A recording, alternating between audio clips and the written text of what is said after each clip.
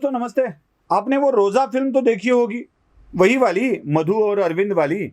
उसके गाने बहुत बढ़िया है, म्यूजिक तो बहुत ही बढ़िया है। उस वक्त AR रहमान बहुत ही अच्छा म्यूजिक दे रहे थे, शुरुआती दौर था उनका, और एक बहुत ही बेहतरीन म्यूजिक रोजा पिक्चर में है, और गाने भी बहुत ही बेहतरीन है। वो दिल है छोटा सा छोटी सी आशा तो आज तक लोग गाते रहते हैं। उससे भी एक आगे वाला गाना मुझे आपको बताना है, वो बहुत ही ऐसा मज़ेदार गाना है। वो उसमें कहता है, वो औरत, बूढ़ी औरत है, वो गाना गाती है, रुक्मिनी रुक्मिनी शादी के बाद क्या क्या हुआ, कौन हारा कौन जीता, खिड़की में से देखो जरा।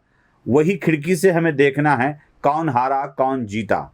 शादी अलग हो गई है यार, शादी किसी से हो गई, सुहागरात किसी के साथ हो रही है। ऐसे अलग ही अंदाज में अगर कौन हारा कौन जीता देखना है तो खिड़की से छुपकर ही देखना होगा।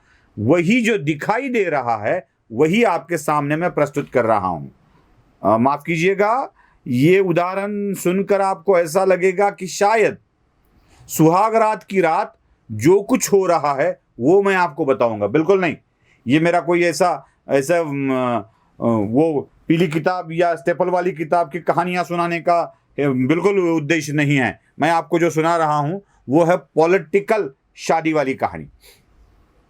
कौन हारा कौन जीता। कोल्हापुर उत्तर की इलेक्शन हुए, और कोल्हापुर उत्तर की इलेक्शन में भारतीय जनता पार्टी की करारी हार हुई 18,000 वोटों से।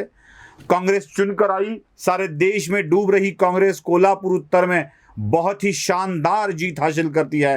कांग्रेस के लिए एक अच्छी खबर है। कांग्रेस का अभिनंदन। कांग्रेस आपका उम्मीदवार फिर से चुनकर आया। पिछली बार लिए वोटों से 6,000 वोट ज्यादा लेकर चुनकर आया। 5,000 माफ कीजिएगा, 5,000 वोट ज्यादा लेकर चुनकर आया। यह बहुत ही अभिनंदनीय बात है। कांग्रेस का तहे दिल से अभिनंदन। कांग्रेस जीती।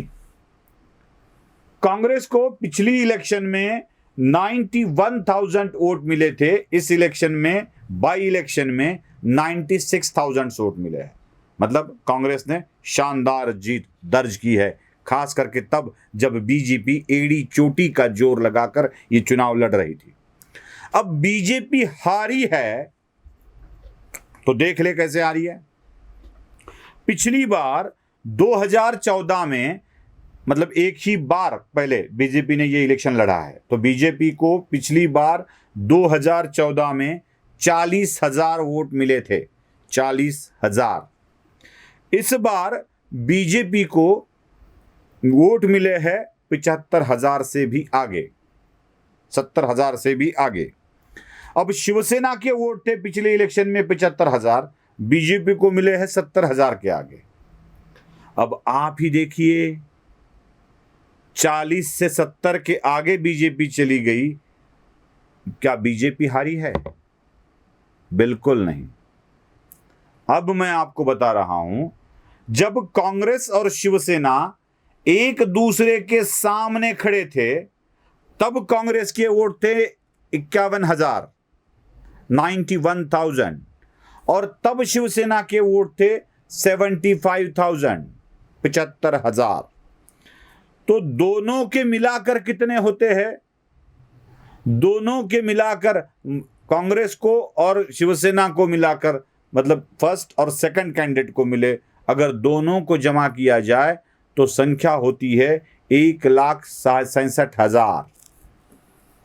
अब होना यह चाहिए कि जब महाविकास आघाड़ी के रूप में कांग्रेस, शिवसेना और राष्ट्रवादी कांग्रेस मिलकर लड़ रहे हैं तो कांग्रेस उम्मीदवार को मिलने चाहिए 1,67,000 वोट और बीजेपी को 40,000।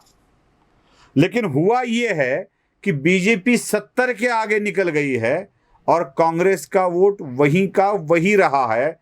4,000 5,000 का इजाफा हुआ है। अब हारा कौन? चुनकर आई कांग्रेस, लेकिन शिवसेना के वोट नहीं मिले, 5,000 ही मिले सिर्फ, क्योंकि कांग्रेस की वोट पहले से 91,000 थे। अब कांग्रेस जीतकर भी हारी।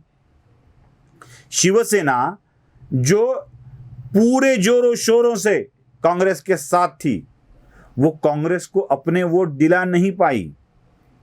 तो बीजेपी को हराकर भी शिवसेना हार ही गई, क्योंकि शिवसेना के वोट किधर गए, मिठाई में से कुत्ता किधर गया पता ही नहीं चल रहा है ना। 1,67,000 होने थे, कम से कम 1.5 लाख तो मिलते, 1.5 लाख भी नहीं मिले, उतने ही रह गए। 5,000 का इजाफा हुआ सिर्फ 2 सालों में। और जो बीजेपी हारी है उसको पिछले इलेक्शन के मुकाबले 30,000 वोट ज्यादा मिले हैं। अब इसको जरा परसेंटेज के हिसाब से देखा जाए, बीजेपी ने स्वतंत्र तौर पर 2014 में यह सीट लड़ी थी जब भारतीय जनता पार्टी और शिवसेना की युति टूटी थी। उस वक्त बीजेपी को मिले वोटों का परसेंटेज था 22%। कुल वोटों में से 22% वोट बीजेपी ने हासिल किए थे। और अब क्या हुआ है, अब बीजेपी ने 43% वोट हासिल किए हैं। 43। देखिए कौन हारा कौन जीता। हार कर भी जीतने वालों को बाजीगर कहते हैं। शायद बीजेपी के लिए यही बाजीगर शब्द परफेक्ट रहेगा। शिवसेना को अभी सच में सोचने की जरूरत है, क्योंकि कांग्रेस के साथ शिवसेना जाती है और कहती है कि हम महाविकास आघाड़ी का उम्मीदवार चुनेंगे, तो महाविकास आघाड़ी के उम्मीदवार को कम से कम 1.5 लाख वोट मिलते तो माना जाता कि शिवसेना सच में साथ थी। शिवसेना जब खिलाफ लड़ी थी तब के वोट और शिवसेना साथ थी अब के वोट, इनमें अंतर है केवल 5,000 का। मतलब शिवसेना के 5,000 वोट ही मिले। अब 5,000 की बात छोड़ दीजिए, उससे भी आगे वाली बात मुझे बतानी है। क्या सहानुभूति वाली बात नहीं चली? सिर्फ 5,000 वोटों तक सिमटी रही सहानुभूति? यह भी सोचना चाहिए।